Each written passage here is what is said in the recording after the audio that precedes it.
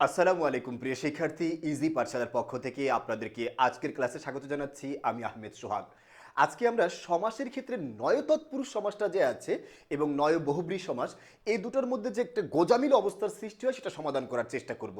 আসুন দেখি ক্লাসটি কি দেয়া আছে। নয় তৎপুরুষ সমাস যে আছে এর মধ্যে নয় মানে নেতিবাচক এবং এখানেও নয় আছে নেতিবাচক, অর্থাৎ নেতিবাচক হয়ে একটা তৎপুরুষ সমাস হবে, নেতিবাচক হয়ে একটা বহুব্রী সমাস হবে।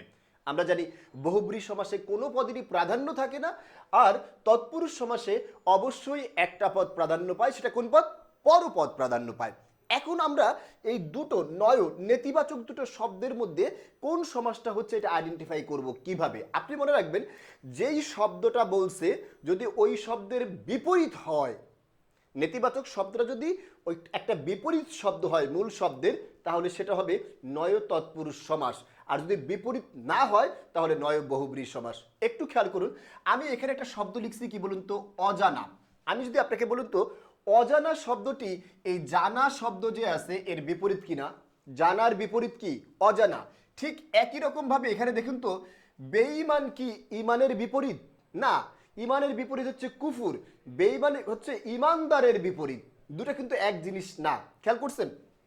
ইমানের বিপরীত বেঈমান না, তার মানে এটা বহুব্রী সমাস। আর জানার বিপরীত কি বলুন তো? অজানা। যখন এরকম বিপরীত নেতিবাচক শব্দ বুঝাবে তখন সেটা হবে নয় তৎপুরুষ সমাস। আর যদি বিপরীত না বুঝিয়ে শুধু নেতিবাচক শব্দ বুঝায় তাহলে সেটা হবে কি? নয় বহুব্রী সমাস। আরো খেয়াল করুন, আমি বললাম অচেনা। দেখুন তো অচেনাটা চেনার বিপরীত কিনা? আবার আমি বললাম অক্ষতম, এটা কি ক্ষতর বিপরীত কিনা? অবশ্যই ক্ষতর বিপরীত। আবার বললাম বেসরকারি, দেখুন তো এটা সরকারির বিপরীত কিনা? খেয়াল করছেন বিষয়টা? সবগুলো কিন্তু এক মূল শব্দ যে আছে এই মূল শব্দের বিপরীত হচ্ছে নেতিবাচক দ্বারা। আবার একটু খেয়াল করুন তো, এখানে একটা শব্দ আছে কি? বেয়াক্কেল।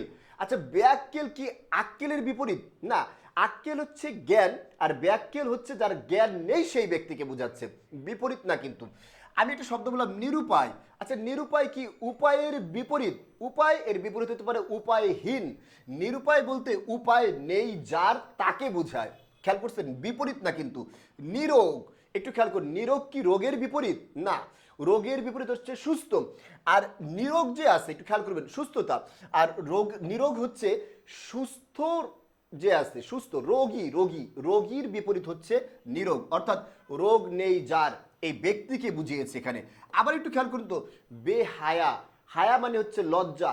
এবার বলুন তো বেহায়া বলতে কি নিলজ্জাকে বোঝায় নাকি নির্লজ্জ ব্যক্তিকে বোঝায়? অবশ্যই ব্যক্তিকে বোঝায়।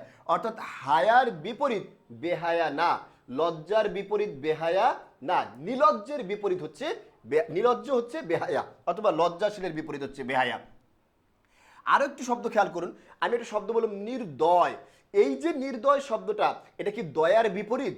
না, নির্দয় হচ্ছে দয়াহীন ব্যক্তিকে বোঝায়, অর্থাৎ দয়াহীন ব্যক্তি। এবার একটা খেয়াল করুন তো, এখানে আমি একটা শব্দ বললাম আভাজা। ভাজার বিপরীত কি? আভাজা। নির্দয় কি দয়ার বিপরীত? না, যেহেতু ভাজার বিপরীত আভাজা নেতিবাচক অর্থে, তাই এটা নয় তৎপুরুষ সমাস। আর যেহেতু নির্দয়টা দয়ার বিপরীত নয় কিন্তু নেতিবাচক শব্দ, তাই এটা হবে নয় বহুব্রী সমাস। খেয়াল করুন, আমি বললাম বেতার। বেতার মানে হচ্ছে তার নেই যার। এবার বলুন তো বেতার কি তারের বিপরীত?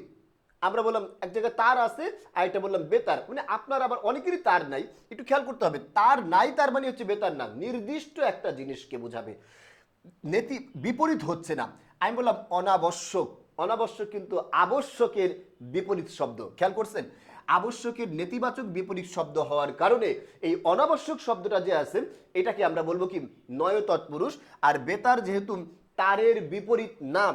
আরো খেয়াল করুন, অক্ষরের বিপরীত কি নিরক্ষর? না না না, খেয়াল করছেন বিষয়টা? নিরক্ষর বলতে হচ্ছে অক্ষর জ্ঞানহীন ব্যক্তি, অক্ষর জ্ঞানহীন ব্যক্তি। তাহলে নিরক্ষর হচ্ছে অক্ষরের বিপরীত না কিন্তু নেতিবাচক, তাই এটা হবে নয় বহুব্রী সমাস। আমি একটা শব্দ বললাম আধোয়া। আমি বললাম ধোয়া পাত্র, আধোয়া পাত্র। আধোয়াটা কিন্তু ধোয়ার বিপরীত। খেয়াল করছেন বিষয়টা? এখানে কিন্তু অবশ্যই বিপরীত হয়েছে ধোয়ার। আবার একটু খেয়াল করুন, অনুচিত, এটা উচিত শব্দের বিপরীত। বিষয়টা ক্লিয়ার? উচিতের বিপরীত হচ্ছে কি? অনুচিত। আর বেকার কি কারের বিপরীত? কার মানে হচ্ছে কাজ, কার মানে কি? কাজ। তাহলে কাজের বিপরীত কি বেকার? না, কাজের বিপরীত বেকার না, বেকার হচ্ছে ব্যক্তিকে বোঝায় যার কোনো কাজ নেই।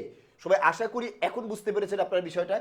এখানে যতগুলো উদাহরণ আছে এই সবগুলো উদাহরণে মূল শব্দের নেতিবাচক বিপরীত বোঝানো হচ্ছে এই নয় তৎপুরুষ সমাস। আর এখানে যতগুলো শব্দ আছে এগুলোতে মূল শব্দের নেতিবাচক বিপরীত না বোঝানোর কারণে, কিন্তু নেতিবাচক অর্থ প্রদান করার কারণে এটাকে আমরা বলবো কি নয় বহুব্রী সমাস। আশা করি বিষয়টা সবাই বুঝতে পেরেছেন।